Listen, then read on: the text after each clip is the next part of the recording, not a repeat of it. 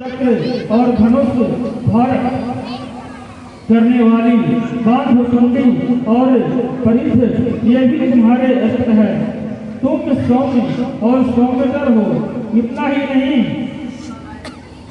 जितने भी सौम्य एवं सुंदर पदार्थ हैं उन सबकी अपेक्षा तुम अत्यधिक सुंदरी हो।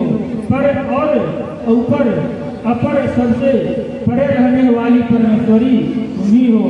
सत्स्वरूप देवी कहें कि सत्य असत्य रूप जो कुछ वस्तुएं और उन सब की जो शक्ति है वह तुम ही हो। ऐसी अवस्था में तुम्हारी स्थिति क्या हो सकती है? जो इस जगत की सृष्टि पालन और संहार करते हैं उन भगवान को भी जब तुमने निद्रा के अधीन कर दिया तब तुम्हारी स्तुति करने में यहाँ कौन समर्थ हो सकता है? मुझको भगवान शंकर को तथा भगवान विष्णु को भी तुमने ही शरीर धारण कराया है। अतः तुम्हारी स्तुति करने की शक्ति इसमें है। देवी, तुम तो अपने इन उदार प्रभावों से ही प्रशंसित हो। ये जो दोनों दुर्धर्ष असुर मधु और कैटव है, इनको मुंह में डाल दो और जगदीश्वर भगवान विष्णु को सिंह ही जगा दो। साथ ही इनके भीतर इन दोनों महान असुरों को मार डालने की बुद्धि उत्पन्न कर दो। ऋषि कहते हैं कि हे राजन, जब ब्रह्मा जी ने वहाँ मधु और कैटव को मारने के उद्देश्य से भगवान विष्णु को जगाने के लिए तो तमोगुण की अधिष्ठात्री देवी योग निद्रा की इस प्रकार स्तुति की, तब वे भगवान के नेत्र, मुख, नासिका, बहु, हृदय और वक्ष स्थल से निकलकर अव्यक्त जन्मा ब्रह्मा जी के दृष्टि के समक्ष खड़ी हो गई। योग निद्रा के मुक्त होने पर जगत के स्वामी भगवान जनार्दन उस एकाग्र के जल में शेष नाग की सैया से जाग उठे।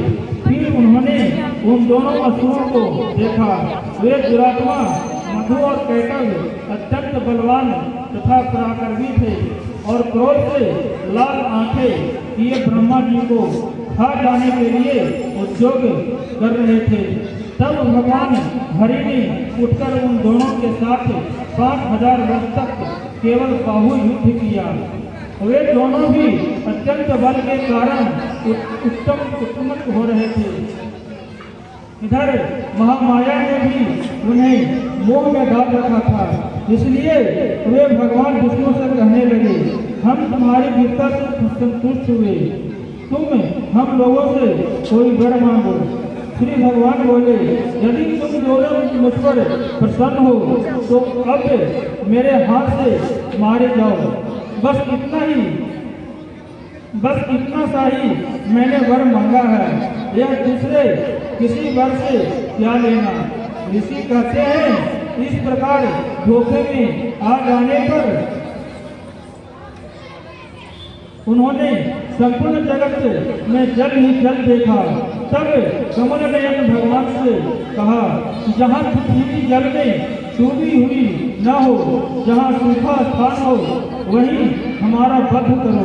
ऋषि कहते हैं, सब तथा अस्तु कहकर शंख चक्र और गदा धारण करने वाले भगवान उन दोनों के मस्तक अपनी जांघ पर रखकर चक्र से काट डाले।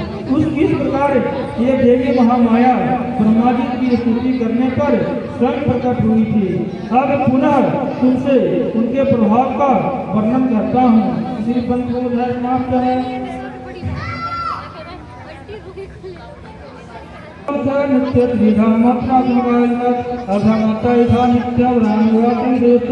तुम्हें